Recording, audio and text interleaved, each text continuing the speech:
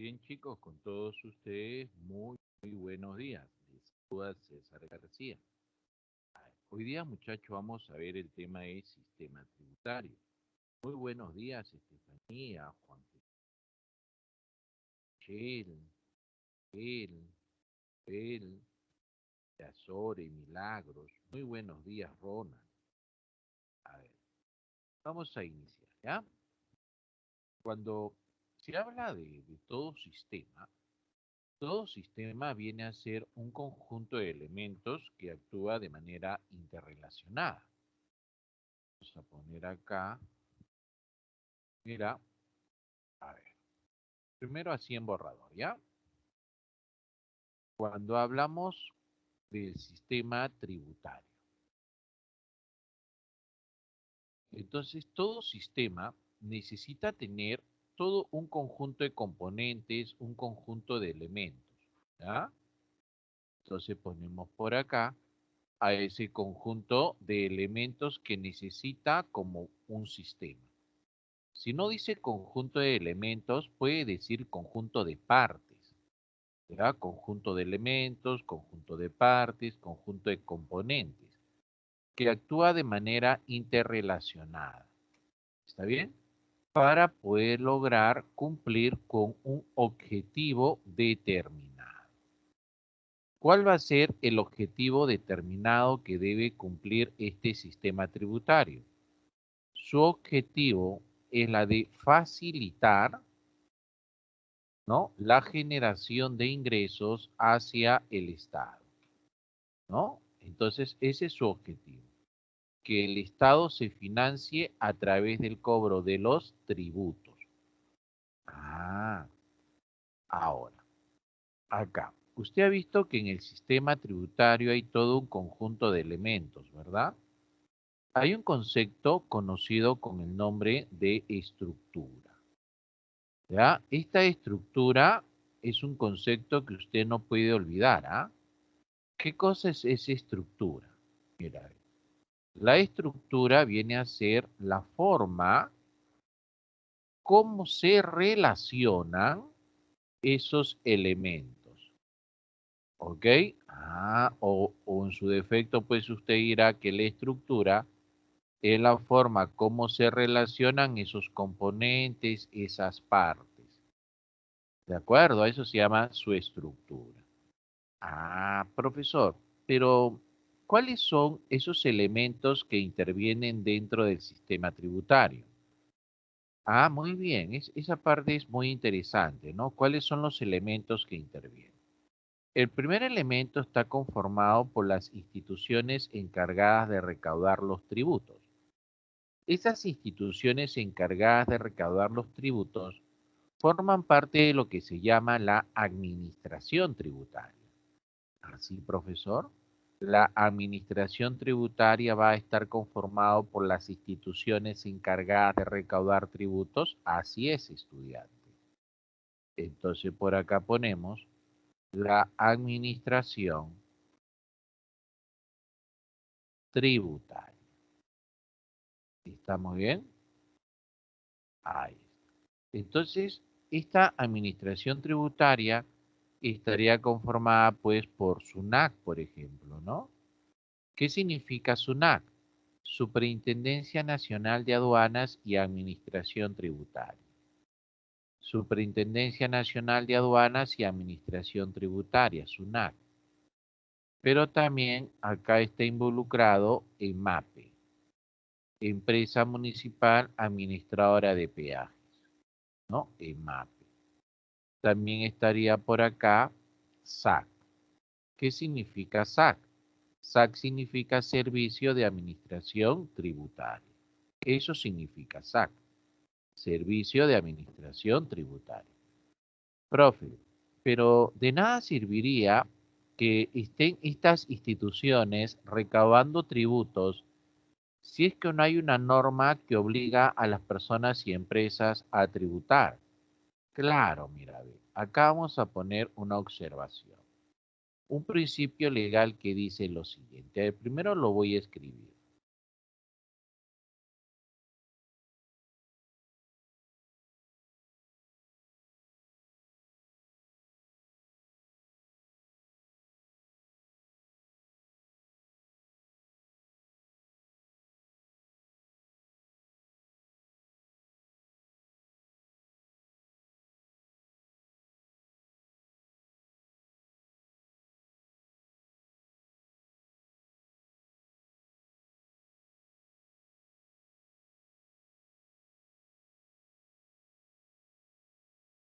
Ahí está.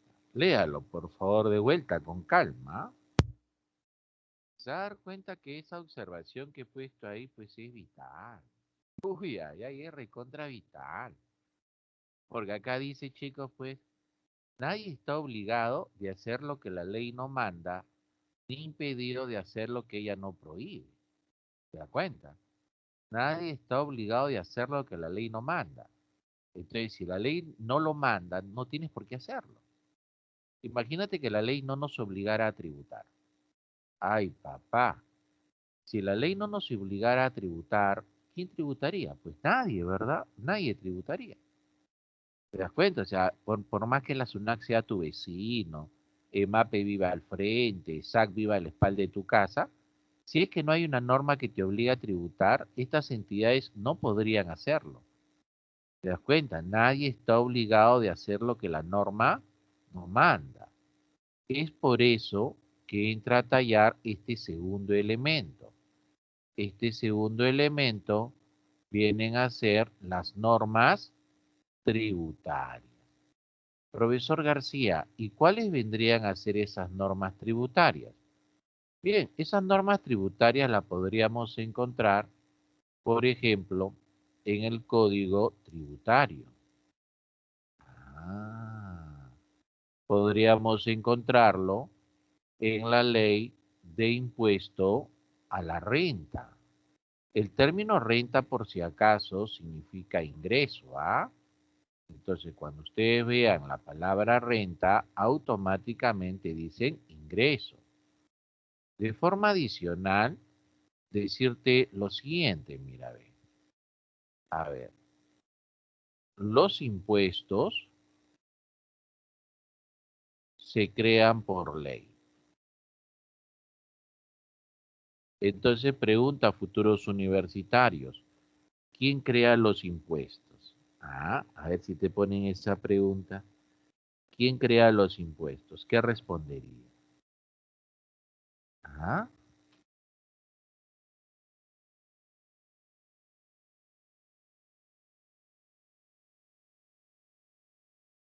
acá para poder responder quién crea los impuestos, chicos, tendríamos que preguntarnos quién es el que crea las leyes, ¿verdad? Y ahí tendríamos la respuesta, ¿no? El que crea las leyes, por acá lo voy a poner, es el Congreso. ¿Está bien? Entonces, así es, cielo. Muy bien, Joel. Así es, Josué. Entonces, los impuestos va a ser creado por el propio Congreso, porque es el Congreso quien crea leyes. Pero de forma adicional, acá viene un O. O sea, los impuestos se crean por ley o decreto legislativo. ¿Y quién crea el decreto legislativo? Eso lo da el Poder Ejecutivo cuando el Congreso lo ha autorizado. Conclusión. Los impuestos pueden ser creados por el Congreso cuando dan leyes, pero también pueden ser creados por el propio Poder Ejecutivo mediante un decreto legislativo siempre y cuando el Congreso lo haya autorizado. Y el tercer elemento que interviene acá son las llamadas políticas tributarias. Profe, ¿y qué cosa es una política tributaria? Ah, mira, ve. Cuando se habla de políticas, se habla de medidas aplicadas por el gobierno. Ah, obviamente, el gobierno quiere lograr un objetivo determinado, ¿no? Por ejemplo, cuando se dio el famoso gobierno de Toledo, ¿no? Ahí ellos, durante su gobierno, ellos crearon un impuesto, el llamado ITF, Impuesto a las Transacciones Financieras. Mire usted, impuesto a las transacciones financieras. Este impuesto a las transacciones financieras que se creó fue con la intención de poder generar ingresos que permitan sostener el aumento de los salarios a los maestros de los colegios nacionales. ¿Se da cuenta? Entonces, esta es la política, pues. Esa es la medida que tomaron. Creación de un nuevo impuesto para de esa manera poder generar ingresos que le permita poder sustentar el aumento de los salarios a los maestros de los colegios nacionales. Esa fue la medida. La norma tributaria que respaldó la creación de este tributo fue un decreto legislativo.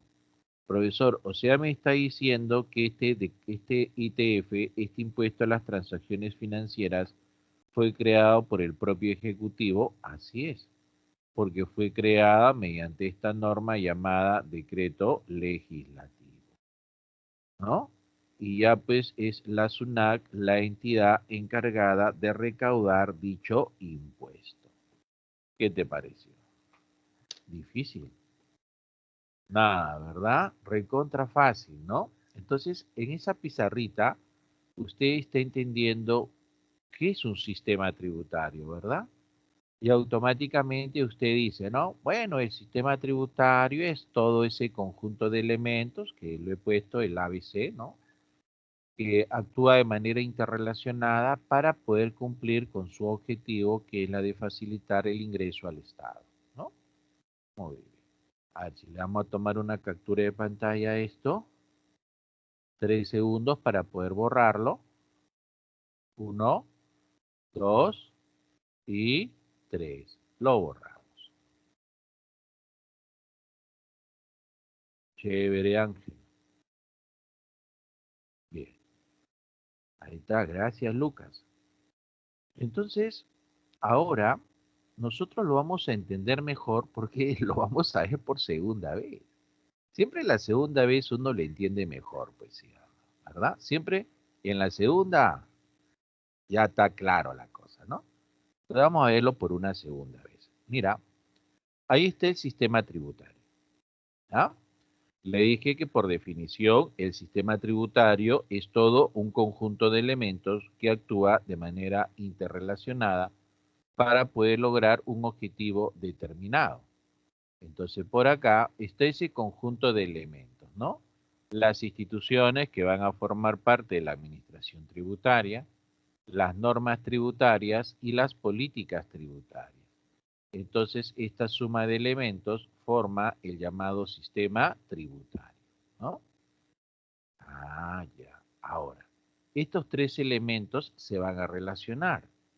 La forma en la cual se relacionan estos tres elementos se conoce con el nombre de su estructura, ¿no? Recuerda ese dato siempre. La estructura es la forma como esos elementos se están relacionando. ¿Ya? Mira, ¿para qué? ¿Para qué? Para facilitar el traslado de los tributos hacia el Estado. O sea, está buscando que el Estado genere ingresos. Ah, ya.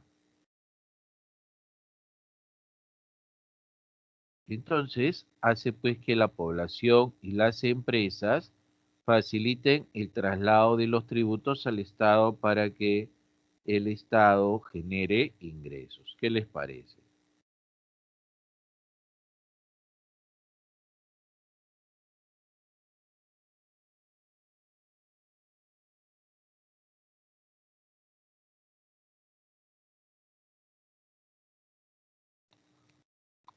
¿Estamos bien? Entonces, cuando vemos nosotros ahí que tanto la población como las empresas están pagando sus tributos al Estado, es obvio entender que ellos van a ver que sus ingresos se van a reducir. Sus ingresos se van a volver más pequeños. ¿Ya? Ah. Entonces, como hay muchas personas que no quieren pagar sus tributos porque obviamente sus ingresos se reducen, entonces cometen lo que se llama la evasión tributaria, ¿no? O elusión tributaria. La diferencia es que la evasión es ilegal, pues, ¿no? Y la elusión, entre comillas, es legal.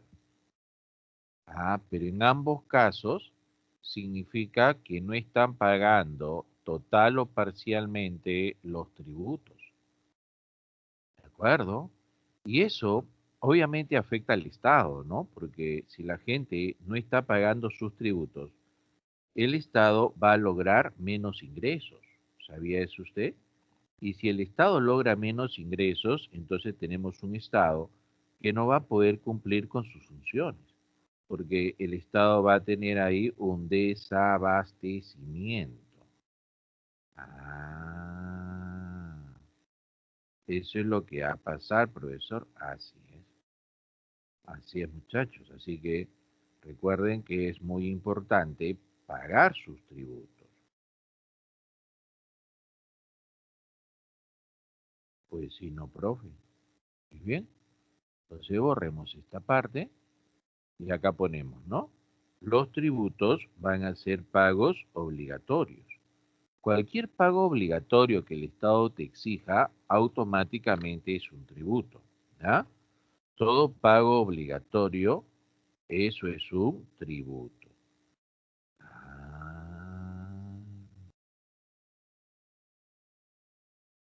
Ah, así funciona esto.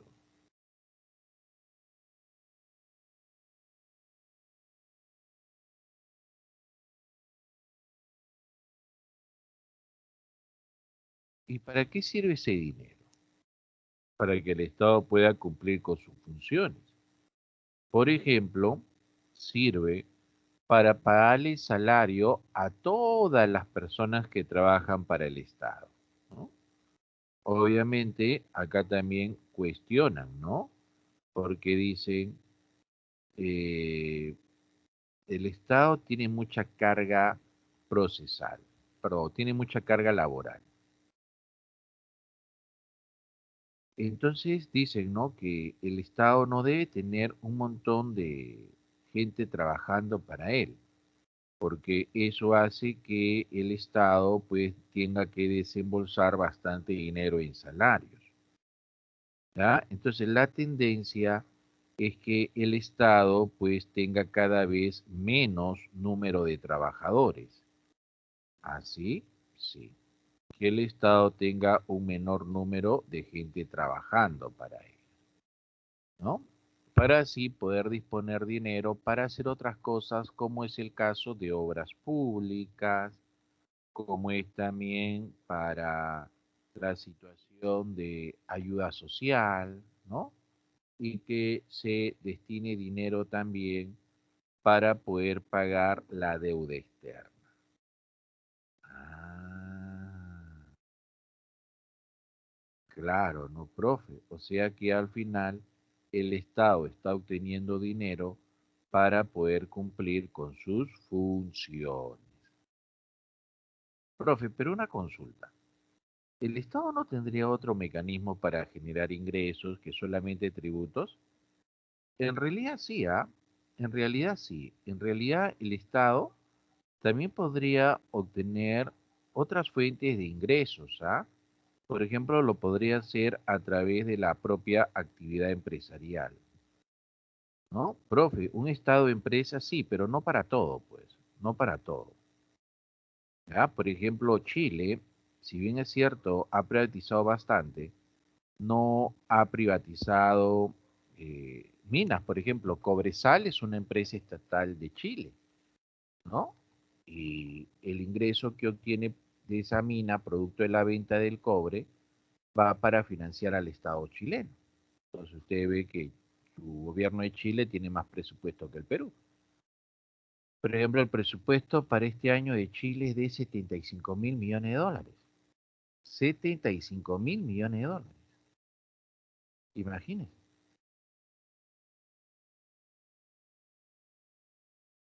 Y Perú, Su presupuesto tiene 180.000 o 183.000 millones de soles. Profesor, pero nosotros tenemos 183.000.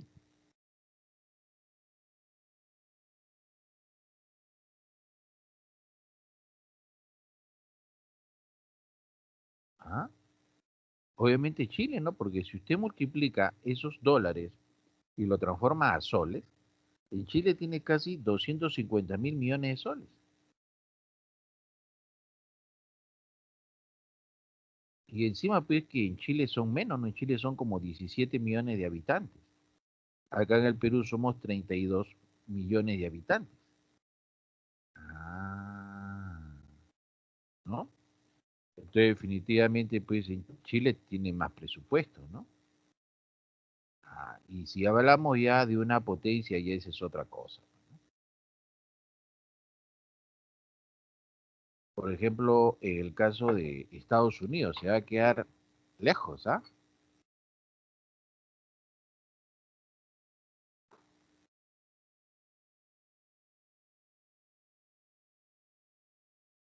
En el caso de Estados Unidos, en defensa, en gasto de defensa, ellos destinan 705.000 millones de dólares. Ah, su macho. Estamos lejos, ¿verdad?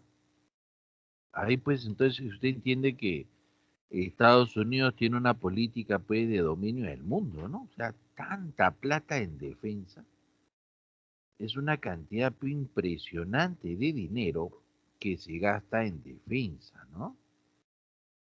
705.000 millones de dólares. Qué bárbara. ¿Ya? Qué cantidad de dinero. Ahora, acá usted tiene la evasión y la elusión tributaria. ¿Qué cosa es eso? Cuando se dice elusión tributaria, implica hacer uso de métodos ilegales para no pagar tributos. Esa es la elusión tributaria. Hacer uso de métodos ilegales para no pagar tributos. Ah. Por ejemplo, ¿cuál sería, profesor? Por ejemplo, sería la situación de no declarar sus ingresos. ¿Está bien? Cuando la persona no declara sus ingresos, está cometiendo una evasión tributaria. En cambio, la elusión tributaria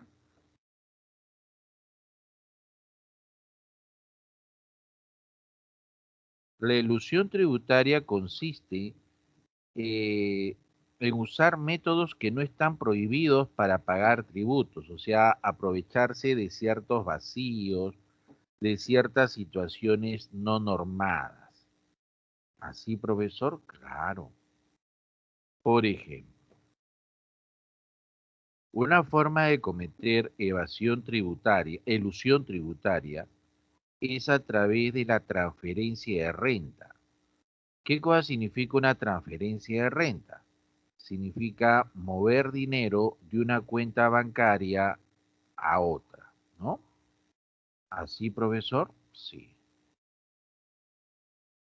Eh, por ejemplo, uno va al banco a pagar su recibo de cable y si de su cuenta bancaria mueve dinero a la cuenta de la empresa, haya hecho una transferencia de renta, un movimiento de dinero, en la cual no le deben cobrar el famoso ITF. ¿Te das cuenta? Ah, profe, entonces voy a hacer para todo elusión tributaria. No, no se puede hacer para todo. O sea, la elusión tributaria es como si uno hiciera una chalaquita en un partido de fútbol. Para hacer una chalaquita en un partido de fútbol tiene que darse determinadas condiciones. No es que en todas las jugadas uno pueda hacer una chalaquita. Igual es una elusión tributaria. Para poder hacer una elusión tributaria tiene que haber determinadas condiciones, ¿cierto? Y cuando esas condiciones se den, ¿por qué no hacerlo? Ah, tiene razón, profesor. Muy bien. Pero tanto una evasión como una elusión tributaria le genera daño al Estado. ¿Por qué razón? Porque el Estado va a tener menos ingresos. Entonces, efectivamente estaría afectando el presupuesto público al rubro de los ingresos corrientes. Ah. Entonces, profesor, ¿los ingresos corrientes se reducirían? Sí, los ingresos corrientes se reducirían. ¿Qué son los ingresos corrientes? Los ingresos que el Estado tiene de forma continua, básicamente producto del cobro de los tributos. Ah, ya. Ahora, con respecto a los criterios, el primer criterio es el criterio de equidad. La equidad no significa igualdad. La palabra más cercana a equidad es justicia. O sea, los tributos deben tratar de ser justos. ¿Así, profesor? Sí. Con esta situación de que los tributos deben tratar de ser justos, implica pues que aquella persona que gane más debe pagar más. Pero por ahí dirán, ¿no? Pero profe, ¿por qué una persona que gana más debe pagar más? Eso no me parece justo. Lo que ocurre es que aquella persona que gane más, ¿ya? Va a poder usar más cosas que el Estado brinda, ¿no? Y si puede usar más cosas que el Estado brinda, es obvio que tiene que tener o tiene que pagar más, ¿no es cierto? No puede ser que alguien que use más pague el mismo impuesto que los demás. Ah, claro, ¿no, profesor? Así es, pues, muchachos, ¿no? Ahora, después de la equidad está la simplicidad. La simplicidad, como su nombre lo indica, deben ser fáciles de entender, ¿verdad? Deben ser sencillos y además deben ser pocos, pues, para no generar una confusión. ¿Ah? También deben ser eficientes. ¿Eficientes qué significa? Que no debe alterar en demasía la conducta de los agentes económicos. ¿Ya? Entonces, el Estado crea un impuesto, ¿ya? Pero ese impuesto que el Estado crea no debe alterar, repito, en demasía la conducta de los agentes económicos. Y por último, vemos la no confiscatoriedad. La no confiscatoriedad implica que los tributos no deben tener la intención de quitarte tus cosas. ¿Ya? Los tributos no deben tener la intención de quitarte tus cosas. Los tributos tienen la intención de recaudar dinero de la gente, pero no a costa de embargarle sus propiedades. Ah. Esta situación de la no confiscatoriedad va de la mano con la situación de la razonabilidad. La razonabilidad, ¿qué cosa nos dice? La razón nos dice, debemos cobrar un tributo que pueda ser pagable. Si le ponemos tributos muy altos a la población, estamos haciendo tributos que no se puedan pagar. Ah, qué bárbaro, profe. Claro, esa es la idea, ¿sí o no? Deben ser tributos que sean pagables. Ah, profe, ¿y qué pasa, por ejemplo, si ponen un tributo muy alto? Bueno, si ponen un tributo muy alto, entonces puedes denunciar al Estado, pues. ¿Por qué? Porque no estarían cumpliendo con sus principios, pues. Al ser muy alto estaría violando el principio de la razonabilidad. Y obviamente te van a embargar tus cosas porque no vas a pagarlo. Entonces estaría violando el principio de la confiscatoriedad. Porque obviamente ese tributo ha sido creado entonces con la intención de quitarle las cosas a las personas. Ah, sí, no, profe.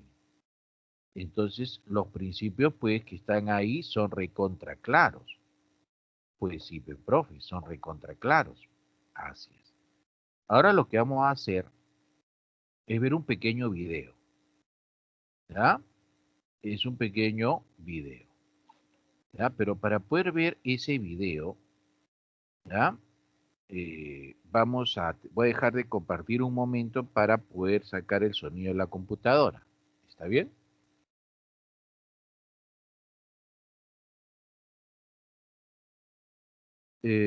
A ver, acá hay una pregunta, ¿no?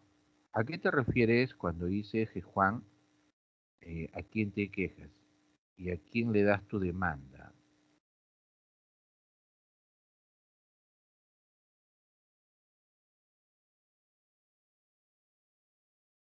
Allá,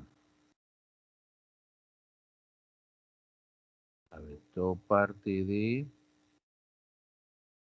somos más. Ay, y aún así perdimos la guerra.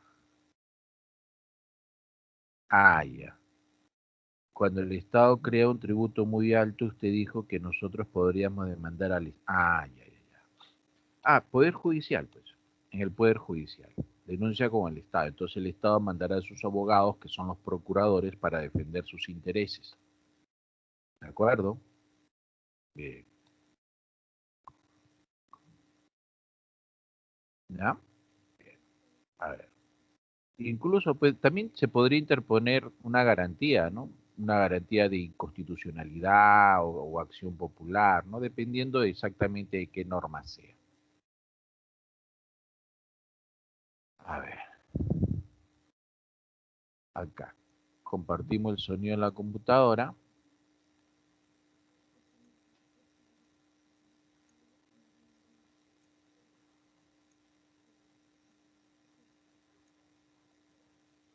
Ya está.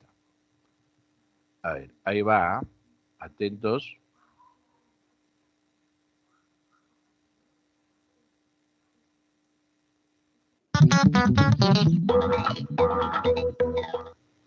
Las carreteras, la educación, las calles, la iluminación de estas, los parques, son bienes y servicios públicos disponibles para los ciudadanos, que tienen un coste de creación o construcción y un mantenimiento. Estos no salen gratis. El Estado, los ayuntamientos y en general las administraciones públicas necesitan contar con dinero para poder costearlos. Una de las formas que tienen estos de ingresar dinero son los tributos.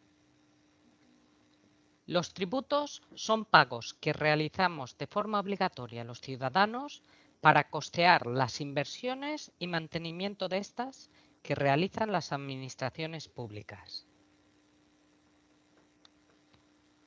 Los tributos se clasifican en tres tipos: tasas, contribuciones especiales e impuestos. Las tasas son pagos que los ciudadanos realizan a las administraciones públicas por servicios que les benefician y que son de pago obligatorio. Ejemplos de tasas serían la tasa de recogida de la basura, la tasa de expedición del DNI o del pasaporte, las tasas para la expedición de un diploma o un título de una escuela o universidad, etc. Las contribuciones especiales son tributos que realizan obligatoriamente los ciudadanos cuando una actuación les beneficia. Imagina que un ayuntamiento construye un parque en un barrio de una ciudad. Entonces, ello beneficia a las personas que viven en ese barrio. Pueden ir al parque a descansar, a pasear, los niños pueden jugar en él. Entonces, el ayuntamiento podría pedir que las personas del barrio pagaran un tributo por la construcción del parque. Esto sería una contribución especial.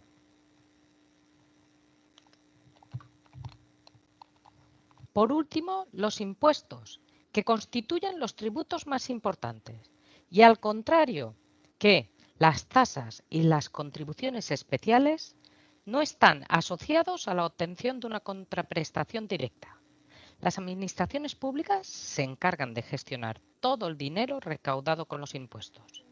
Podemos distinguir entre dos tipos de impuestos. Los impuestos directos, donde la cantidad que pagan los contribuyentes por este tipo de impuestos depende de la capacidad económica de los contribuyentes, por ejemplo, dependiendo del sueldo, de su patrimonio, esto es, viviendas, posesiones, etc.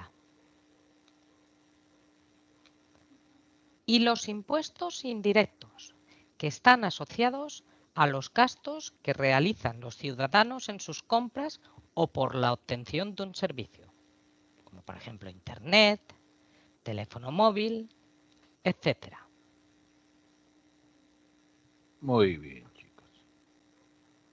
A ver, ahí ustedes han visto cómo se están clasificando los impuestos, los tributos de forma general, ¿no? O sea, podemos poner acá lo siguiente, ¿no? A ver, acá tenemos a los tributos. Recuerden que los tributos son pagos obligatorios, ¿ah? O sea, caballero, tienes que pagarlo, ¿no? Obligatorios. Pero esos pagos obligatorios llamados tributos se clasifican. Profesor, ¿se clasifican? Sí, tienen una clasificación. Se clasifican en impuestos, en tasas y en contribuciones.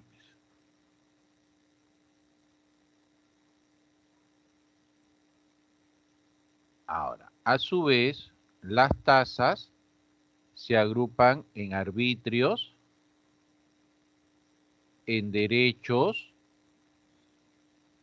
y en licencias. Ahí está. Mire ve usted. ¿No? Mire ve usted. Fácil, ¿no? Tributos se clasifican en impuestos, tasas y contribuciones. Y las tasas a su vez se clasifican en arbitrios, en derechos y en licencias. ¿Verdad? Muy bien. Ahora, cuando usted pague un impuesto, cuando usted pague el impuesto, no le van a dar nada a cambio, ¿no? Directamente no le dan. Ese dinero que el Estado chapa de impuestos lo utiliza para hacer obras, como por ejemplo una pista, una carretera, pagar salarios a los trabajadores del Estado, etc., ¿no? Entonces, es por eso que los impuestos son impopulares, ¿no? Porque cada vez que pagamos el impuesto no estamos recibiendo nada a cambio. Pero ¿qué pasa cuando pagamos una tasa? Cuando nosotros pagamos por una tasa, entonces nosotros sí vamos a recibir el beneficio que corresponda. Ahí está. ¿Ok? Y cuando pagamos nosotros una contribución, nosotros vamos a recibir el beneficio, pero a futuro. O sea, no lo recibimos inmediatamente, ¿no? A futuro. Por ejemplo, un clásico de contribución es salud, ¿no? Se va contribuyendo y en el futuro, cuando lo necesite, uno va a esa LUC a atenderse, ¿verdad? Y en esa LUC no nos van a cobrar nada, porque obviamente ya se ha ido contribuyendo, ya se ha ido pagando. Ah, ya, profesor. Perfecto. Y sí, Josué, en otros países la presión tributaria es bastante alta.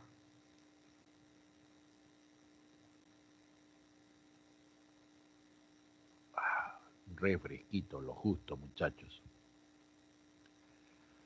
Pero es cierto que se van a otros países como Andorra porque hay más,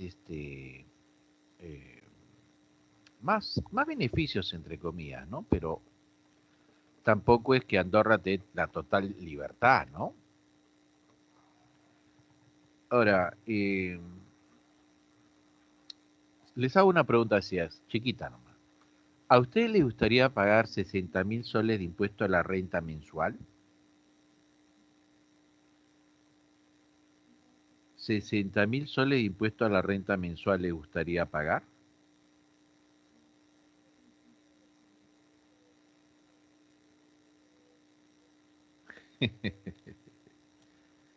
Claro, ya, ustedes están diciendo que no, porque obviamente todavía no tienen todo el escenario, ¿no?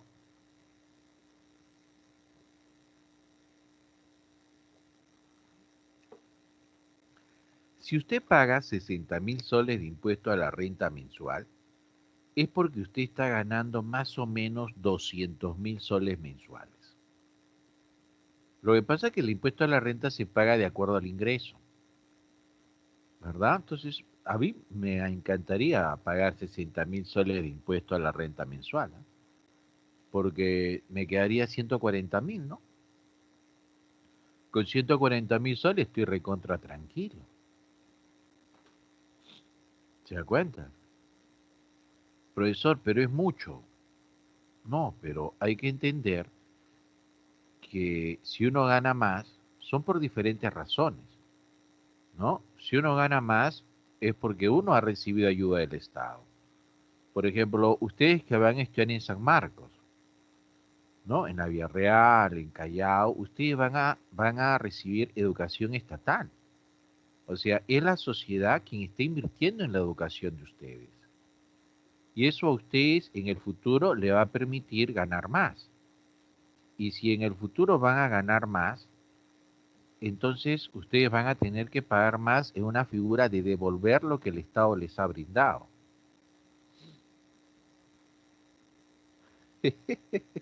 Profe, no tengo ni para mi prospecto y voy a pagar 60.000. Claro, es ahorita, ¿no? Es ahorita. Pero después usted va a ganar más y va a tener que pagar más. Además, con 140.000 soles, pues usted va a usar más cosas que el Estado brinda, ¿no? En principio, usted se va a mudar de barrio, ¿no? Usted se va a mudar a las zonas residenciales de Lima, donde la policía ahí sí cuida, ¿no? Ah, muy bien. Entonces, a lo que les digo es pues que definitivamente hay que cumplir con el pago de los tributos. Ya a veces la persona cae en una situación de querer llevárselo todo, ¿no? O sea, y no es así porque nosotros vivimos en sociedad, ¿verdad? O sea, por ejemplo, si yo como economista me voy a una isla solitaria, ¿de qué me sirve entonces la economía si no podría aplicarla en esa isla solitaria? Entonces, para yo poder aplicar mis conocimientos, yo necesito de la sociedad.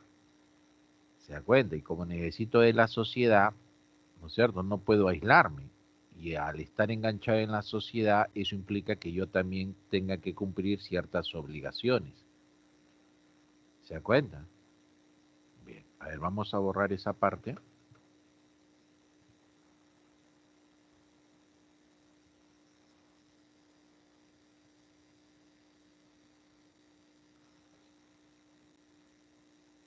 ¿Ah, no se mudarían de barrio ustedes? Les apuesto que sí se mudan, ¿ah? ¿Ya? Les apuesto. Ustedes, si les va bien económicamente, ustedes se mudan de barrio. Les apuesto, ¿ah? Ya, entonces ya queda la apuesta un ceviche, ¿ah? Ya de acá a 20 años, me buscas, ¿ah? Me has invitado a un ceviche, pero no en carretilla, un ceviche en una buena zona de Lima. Te vas a mudar, te apuesto que te mudas. Tu condición económica, como va a crecer, va a ser que te mudes. Te apuesto, ¿ah? Vas a ver. Ahora, acá tenemos el primer impuesto, o el primer tributo. Dice, yo no me muevo, profe, porque donde vivo no hay ladrones y tampoco cae huaico. Está bien, ¿eh? Profe, en mi cerro tengo una visión de todo Lima. Sí, es bacán, ¿no? Bien. A ver, entonces acá tenemos a los impuestos. profe, por mi barrio no hay pistas, profe, así que no puedo salir. Ya. A ver. En el caso de un impuesto, es un pago obligatorio, pero que no genera contraprestación directa. O sea que el Estado no te va a dar nada a cambio, ¿no? De manera directa. Pero el hecho que no te dé nada de manera directa no significa que los impuestos sean malos. Los impuestos van a ser buenos porque van a cumplir con determinadas funciones. Por ejemplo, una primera función es la de corregir las famosas fallas de mercado, ¿no? Una falla de mercado muy conocida es una externalidad negativa. Profe, está hablando ahí en chino, profe, no entiendo. Bueno, a ver, comencemos con las fallas de mercado. Las fallas de mercado son deficiencias que el mercado no puede solucionar por sus propios medios. ¿Ya? A eso se le llama falla de mercado. A las deficiencias que el mercado no puede solucionar por sus propios medios. ¿De acuerdo? Y esas deficiencias que el mercado no puede solucionar por sus propios medios, ¿cómo se van a corregir? Se van a corregir mediante el cobro de impuestos. Ese cobro de impuestos es como una inyección de antibióticos. Y la falla de mercado es como si el mercado estuviera enfermo, ¿no? Entonces tenemos un mercado que está enfermo y necesita un antibiótico para poder curarse. Ese antibiótico se llama impuestos. Le ponemos el antibiótico y corregimos esa falla de mercado. ¿De acuerdo? Le cobramos unos impuestos a aquellos que están generando esa falla de mercado para que ya no lo hagan. Y una falla de mercado muy conocido es la que se conoce con el nombre de la externalidad negativa, ¿no? Externalidad negativa. A ver, cuando se habla de una externalidad negativa, ¿de qué estamos hablando? Ahora vamos a escribirlo por acá. Externalidad negativa.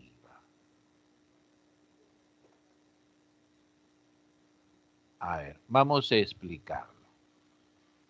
A ver, voy a escribirlo primero, ¿ah?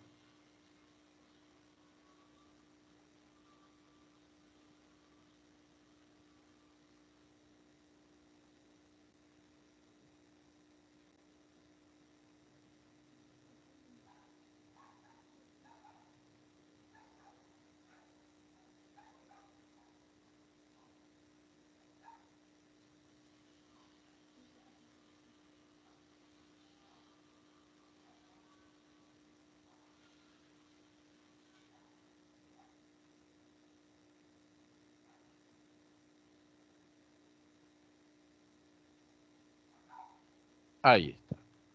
Mire usted. Tenemos que la externalidad negativa es un efecto perjudicial generado por actividad económica, la cual es asumida por terceros, o sea, ajenos a la actividad. Mira, por ejemplo, acá tenemos una mina. Y esa mina bota mercurio. Mercurio a los ríos. Entonces, esa mina no debería hacer eso, ¿verdad? Esa mina debería asumir los costos y crear una planta para poder tratar esos residuos. Eso debería ser esa mina, ¿no? O sea, está ganando plata por su actividad minera. Está ganando bastante plata, así que esta mina debería crear una planta para tratar esos residuos. Pero la mina dice, no, yo no voy a asumir ese costo. Así que simplemente arroja el mercurio al río. Míralo, ¿qué nombre le daríamos a estos, ah? Escucha, ya lo tiran al río. Y por el río llega al mar. En el mar, los peces comienzan a ingerir mercurio. Luego viene la cadena alimenticia. El pez más grande se come al más pequeño. Entonces el pez más grande va a concentrar más mercurio en sus tejidos. De ahí esos peces, ¿no?, van a ser consumidos por los humanos, nosotros. Entonces, nosotros al consumir ese pez, inyectamos mercurio a nuestro cuerpo. El mercurio en el ser humano provoca debilidad mental. ¿Qué dijo, profesor? ¿Qué dijo? Ah, ya ves, mucho pescado, pues. Mucho pescado ya está provocando debilidad mental. Entonces, ¿cómo nosotros los humanos estamos pagando los costos generados por esta actividad económica? Entonces nosotros estamos siendo víctimas de una externalidad negativa, una externalidad perjudicial. Ah, ¿qué les pareció?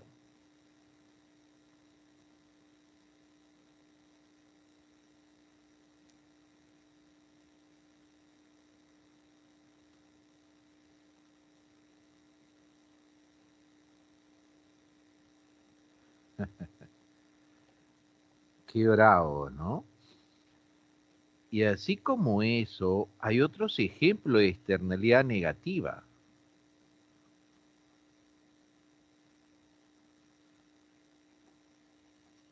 Ah, cuando no pagan los tributos, es acumulativo, ¿no? Es acumulativo, eso ya depende. Los que embargan básicamente son las municipalidades, a través de la SAC y también la SUNAC, ¿no?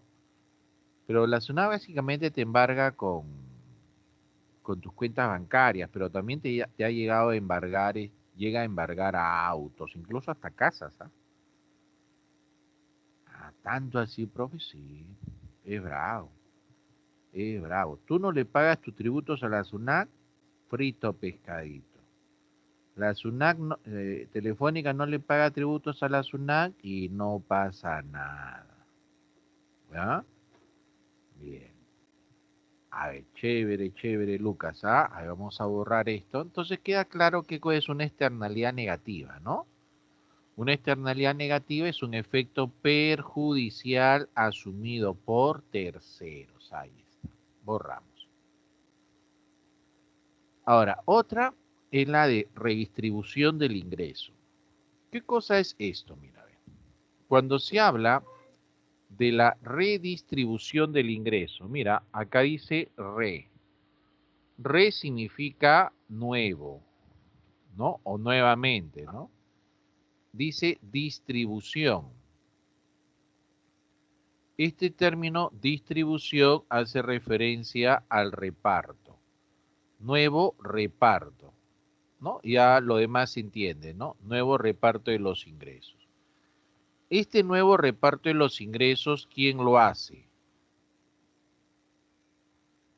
Este nuevo reparto de los ingresos lo hace el Estado, ¿no? ¿Y el Estado con qué intención lo hace?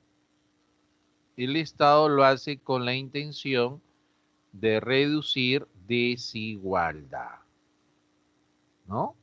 Ah, profe, pero ¿cómo el Estado va a hacer para reducir la desigualdad? A través de los impuestos, pues. Le va a cobrar más impuestos a los que más ganan y lo va a trasladar en forma de ayuda social al que menos gana. ¿De acuerdo? Ah, profe, ¿y cuánto reduce la desigualdad? ¿Bastante o poquito? Bueno, eso ya varía, ¿no? Habría que preguntar en qué grado se ha reducido la desigualdad, ¿no? ¿No? Porque no basta decir, voy a reducir la desigualdad, voy a sacar a la gente de la pobreza. Está bien que pase eso, pero ¿y en qué grado, señor? Por ejemplo, cuando Alan García era presidente del Perú, el segundo gobierno, pobre extremo era el que ganaba $1 al día por persona. Vamos a redondearlo en soles, 3 soles. Pobre extremo. Pobreza, $2 al día. Vamos a ponerle 6 soles. redondeando. Entonces dice, el pobre es aquel que gana esto. Y él no te decía, simplemente decía, voy a reducir la pobreza. Entonces yo hago que esta persona gane 6 soles con 10 céntimos al día y ya no es pobre. Técnicamente ya no es pobre. Esos 10 céntimos los sacó de la pobreza. ¡Bravo! ¡Bravo, Alan García! ¿Cómo lograste reducir la pobreza? Mira, con las estadísticas también se puede engañar. Pues. ¿Se puede engañar o no se puede engañar? Ah, entonces el grado es importante. ¿No? Oiga, voy a hacer que todos los chicos aprueben su examen. Y efectivamente aprobaron todos, pero con nota 11. Pero yo no te voy a decir la nota. Yo solamente te digo, hice que aprobara. ¿Qué vas a decir? Ah, maestro, usted es lo máximo. Hizo que aprobaran todos. Sí, pero con 11, o sea, raspando. Raspando. ¿Entendieron la figura? Ah. Entonces tenemos que entrar ahí a tallar con los grados. ¿Ya? Entonces acá, mira, en esta redistribución de los ingresos, lo que se busca es reducir la desigualdad. Mira, al que más gana le vamos a cobrar más impuestos. Entonces, mira, al cobrarle más impuestos, ¿notas cómo su ingreso se reduce?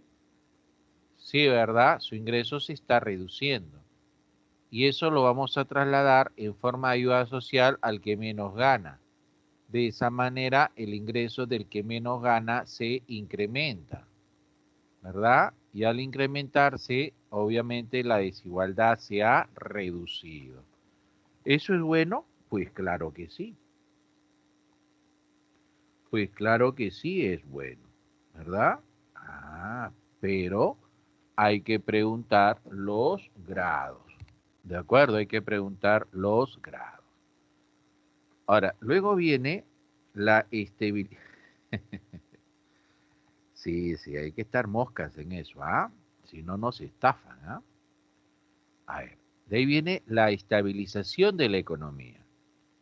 La estabilización de la economía consiste en que el Estado debe generar ingresos a través de los impuestos, pero para poder cubrir gastos del pasado, para poder cubrir gastos del futuro. ¿De acuerdo, muchachos? Ah, entonces partimos de una situación de un déficit fiscal, partimos de una situación de una deuda. ¿De acuerdo?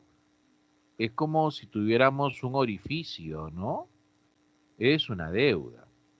Entonces, vamos a generar ingresos a través de los impuestos que está representado por un cerrito, esos son los ingresos, que nos va a permitir poder cubrir una deuda del pasado. Ahí está. Es el problema de las deudas, ¿no? El problema de las deudas es que amarra tus ingresos del futuro. Es el gran problema de las deudas. Amarra tus ingresos del futuro. A veces es necesario endeudarse, pues a veces, ¿no? Pero uno no se puede endeudar por cualquier razón, pues, ¿no? Uno se tiene que endeudar solo por una situación que lo amerite, ¿no? La compra de una casa, el pago de estudios de los hijos en un nivel superior, ¿no? El pago de la operación de un familiar, un negocio, ¿no? Bueno, esas son situaciones que sí, ¿no? Pero no te puedes endeudar pues, para irte de viaje, para comprarte un pollo a la brasa, ¿no? O sea, esas son situaciones que no están bien endeudarse, ¿no? Ahora, la otra es financiamiento del gasto público. Esta situación del financiamiento del gasto público es cuando el Estado, a través de los impuestos, genera ingresos, pero para cubrir una obra del futuro, ¿verdad? Entonces, mira, vea usted la diferencia, ¿no? Entonces, no es lo mismo, pues, el financiamiento del gasto público con la estabilización de la economía, ¿verdad? Hay diferencias ahí. Ah, ya, profesor. Muy bien.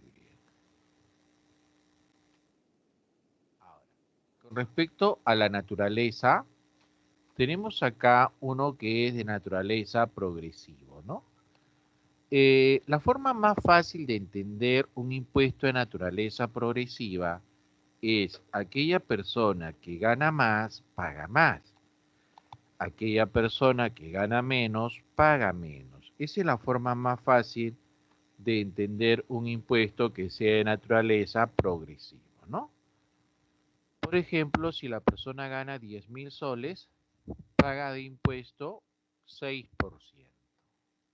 Y si gana 100.000 soles, pagará de impuesto 8%. ¿Se dan cuenta? Entonces, claramente un ejemplo de impuesto a la renta, o sea, impuesto a la renta es el impuesto a los ingresos, eso significa renta, ingresos, es el que cae a pelo, ciudadano. Gano más, gano menos, pago menos. ¿De acuerdo? Ah, ya, profesor. En cambio, uno regresivo se puede entender fácilmente el regresivo, ¿ah? Quien gana más paga menos, quien gana menos paga más. Obviamente, por fines didácticos es muy fácil entenderlo de esa manera, ¿verdad? Pero que algún país aplique un impuesto a la renta que sea de naturaleza regresivo, pues sería un acto delincuencial, la población se levantaría, ¿ya? Por semejante injusticia, ¿ya? Así que no sería nada bueno aplicar un impuesto a la renta que sea de naturaleza regresiva, ¿ya? No sería nada bueno. Pero, ¿cuál sería un ejemplo de naturaleza regresivo? El impuesto a la reinversión de utilidades, ¿no? Ese sí sería muy bueno. Ese impuesto a la reinversión de utilidades le estaría diciendo, ¿no? Señor inversionista, si usted reinvierte su utilidad en mi país, yo le voy a cobrar una menor tasa impositiva. Entonces, haces eso con la intención de que ellos se queden, ¿ya? Entonces, ahí le cobro, si usted reinvierte 100.000, le voy a cobrar 2% de impuesto a usted, ¿ya? Muy bien. Ahora, en la clase de impuestos tenemos primero a los impuestos directos. Los impuestos directos, muchachos, son aquellos impuestos que recaen sobre las propiedades, ¿no? Y los ingresos que tenga la persona, ¿ya? Impuesto a las utilidades y a los ingresos que tenga la persona, ¿no? Por ejemplo, acá tenemos el impuesto predial. El impuesto predial es un impuesto al terreno y a las edificaciones que se construyen sobre ese terreno. ¿De acuerdo? Así, profesor. El impuesto predial es el impuesto que afecta sobre la propiedad del terreno y las edificaciones. Así es. Mira, si el valor de tu terreno o tu casa es hasta 15 unidades impositivas tributarias, ten en cuenta que cada unidad impositiva tributaria vale 4.400 soles. Usted multiplica 15 por 4.400, le sale hasta un monto de 66.000 soles. Entonces el impuesto predial que pagas es del 0.2%. Si tu casa va de 15 a 60 UIT, es decir, hasta un monto de 264.000 soles, el impuesto predial que pagas es de 0.6%. Y si ganas más de 60 UIT, el impuesto predial que pagas es de 1%. O sea que conforme tu propiedad valga más, entonces vas a tener que pagar un mayor impuesto predial, ¿no? ¿Y a quién le pagas ese impuesto predial? Ese impuesto predial se lo vas a pagar a la municipalidad, ¿de acuerdo? Luego del impuesto predial, otro impuesto directo es el impuesto a la renta. El impuesto a la renta es el impuesto por ganar plata. ¿Así, profesor? El impuesto por ganar plata, así es el impuesto por ganar dinero. Toda persona que gana dinero tiene que pagar su impuesto a la renta, ¿ya? Y hay categorías, como es lo que estás observando ahí. Hay categorías de impuesto a la renta, primera, segunda, tercera categoría. cuarta y quinta categoría. La categoría depende pues del rubro de ingresos que esté obteniendo, ¿no? Por ejemplo, un impuesto a la renta de primera categoría sería pues todos aquellos que reciben ingresos por haber alquilado algo, ¿no? Haber alquilado una casa, haber alquilado pues un terreno, etc. Ah, ya, profesor. Perfecto, perfecto, ¿no? Ahora, en el caso de los impuestos indirectos, ¿cómo funcionan los impuestos indirectos? Mira, ve acá, la parte B. Los impuestos indirectos son aquellos impuestos que están incluidos en el precio del producto. O sea, que si están incluidos en el precio del producto, conforme el gobierno decida incrementar aún más los impuestos indirectos, entonces lo que va a ocasionar es que el precio de demanda del producto sea más alto, ¿verdad? A mayores impuestos indirectos, mayor precio del producto. Miren la fórmula de cómo se ve el precio de demanda, ¿no? El precio de demanda es el precio que paga usted como consumidor. ¿Así, profesor? Sí. El precio de demanda es el precio que paga usted como consumidor. Ah.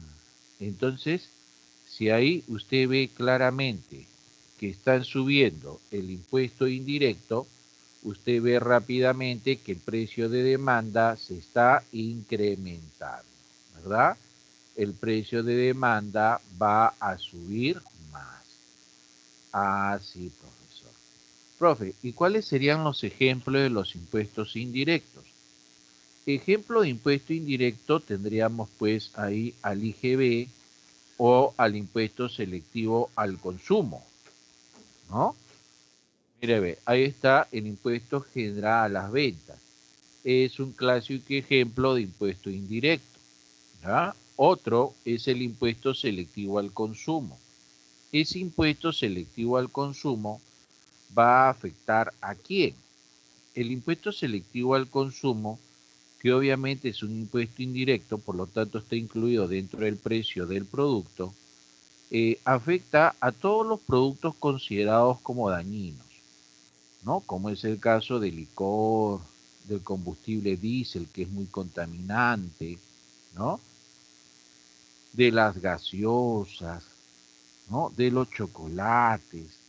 Entonces, todo aquel producto que sea dañino, automáticamente tiene un impuesto selectivo al consumo, con la intención de hacer ese producto más caro y desanimar al comprador, ¿verdad? Bien, estos dos son los impuestos indirectos más usados en el examen de admisión, ¿ya? Acá usted tiene a la curva de Laffer.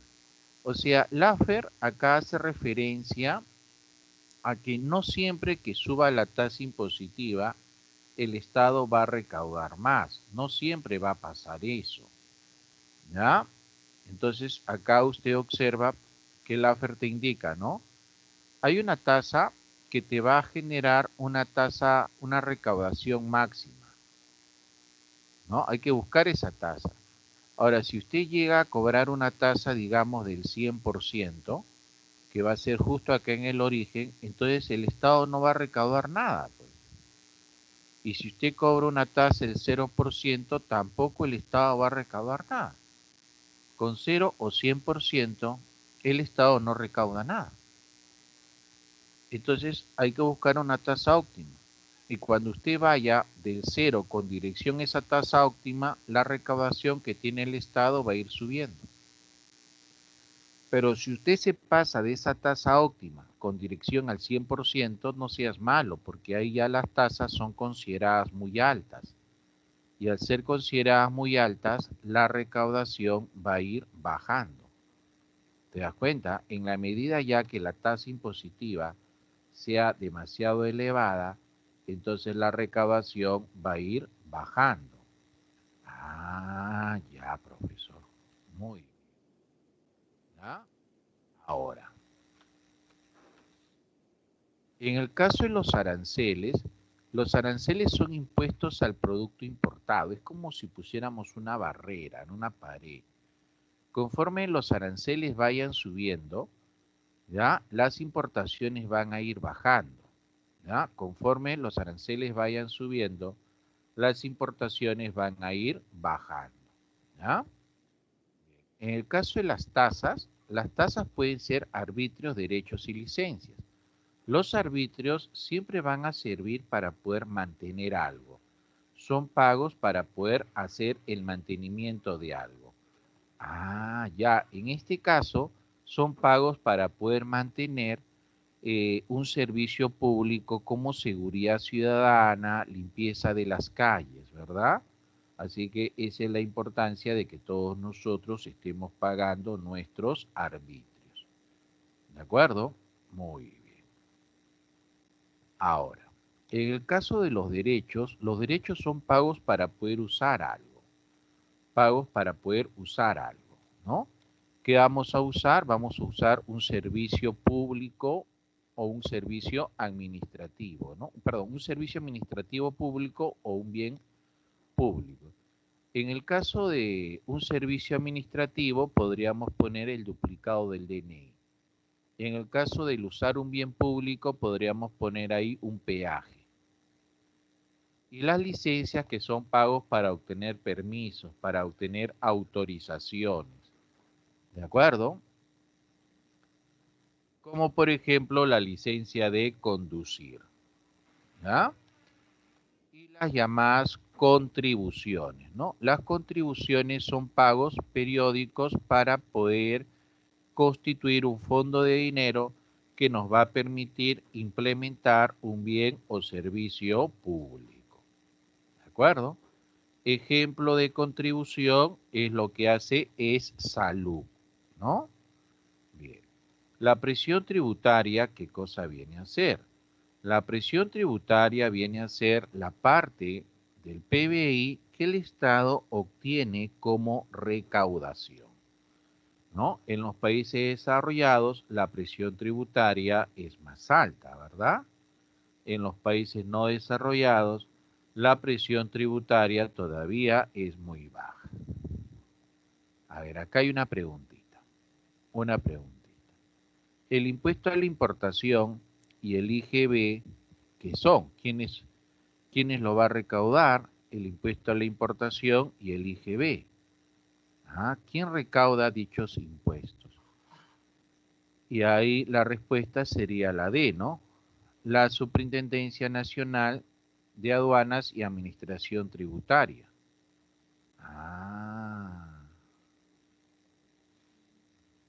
Ahí está, mira, ve, ahí están compartiendo. Gracias, Jaye.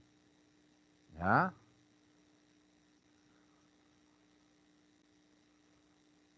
Adriana también.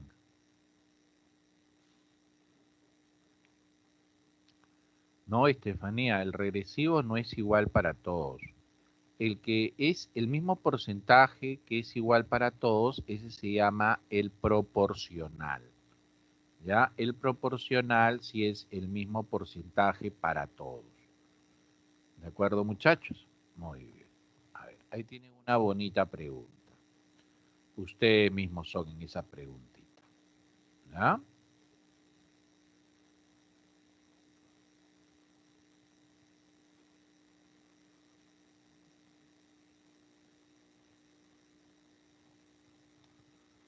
Cuatro personas discuten sobre cómo se recaudan los fondos para el mantenimiento de parques y jardines en su distrito. Alberto dice que las municipalidades cobran contribuciones a la población para el mantenimiento de servicios públicos. Pero acá dice cómo se recaudan los fondos para mantener los parques y jardines. Dice mantener. Ahí tienes que hablar de mantener servicios públicos. Y la situación, el tributo que sirve para poder mantener un servicio público, pues van a ser los arbitrios. Eso es claro, son los arbitrios. Alberto dice, ¿quién dice la verdad? Y observen a ver quién dice la verdad de ellos, ustedes mismos me dicen. Al menos lo que dice Alberto está mal. Alberto dice, las municipalidades cobran contribuciones. No, las contribuciones no son para mantener servicios públicos. Raúl dice que se cobra impuestos. No, señor, son arbitrios. César dice que el cobro que hace la municipalidad se llama arbitrio. Lo que dice César es correcto. Gonzalo dice que se llama licencia. Está perdido, Gonzalo. Entonces la respuesta ahí es lo que dice César. Lo que dice César es correcto. ¿De acuerdo? Muy bien. Así es, chicos. Excelente. Mi tocayo, muy bien. A ver, acá, en la pregunta 2, ahí le voy a dar unos segunditos para leerla.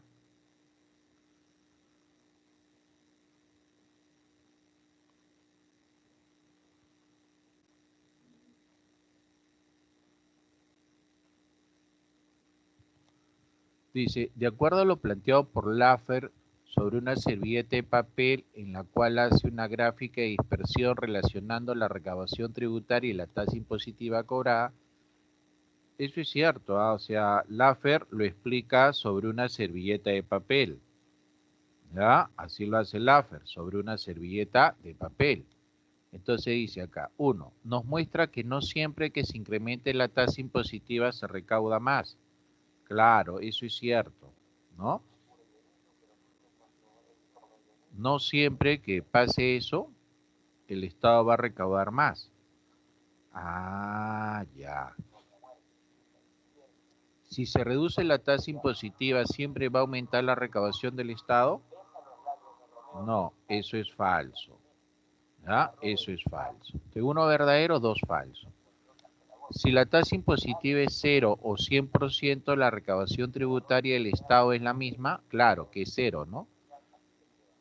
Entonces la 2 también es verdadera. 3. Una determinada tasa impositiva genera una recaudación máxima, según Laffer. Si seguimos subiendo la tasa impositiva, la recaudación del Estado bajaría. Eso también es correcto, ¿no? Entonces lo correcto sería 1, 3 y 4, ¿no? 1, 3 y 4. Claro, chicos, la respuesta es la B. Esta es una muy bonita pregunta, ¿eh? Una muy bonita pregunta en la cual nosotros tenemos que tener bastante claro, ¿no? Bastante claro esta situación en la cual se está dando la curva de Laffer. ¿De acuerdo? Bien. A ver, la 3 dice, en un escenario en el cual el gobierno sube una sola vez, pero de manera muy fuerte, el impuesto indirecto, y luego dicho gobierno se le ocurre subir continuamente los impuestos indirectos, esto genera respectivamente ¿qué? Bueno, cuando sube continuamente los impuestos indirectos, eso genera una inflación. Y cuando sube una vez los impuestos indirectos, eso va a generar una recesión. La respuesta sería la alternativa B. Pero te preguntarás, ¿por qué recesión? Mira, ve, cuando el impuesto indirecto sube una sola vez, pero de manera muy fuerte, genera que los precios suban una vez muy fuertemente. Eso no es inflación, porque la inflación sería cuando los precios suben continuamente. Y ahí no están subiendo los precios continuamente, ¿verdad? Están subiendo solo una vez. Ah, ya. Entonces, al subir continuamente, eso haría, perdón, al subir muy fuertemente, eso haría que las compras se reduzcan bastante, generando pues que la gente no compre, induciendo a la economía a una recesión. ¿De acuerdo? Muy bien. Ahora, hemos llegado a la hora, muchachos, para que ustedes puedan dar su examen, ¿ya? Éxitos a todos, muchachos. Yo de todas maneras me quedo acá para ver si se presenta algún problema. ¿Ah?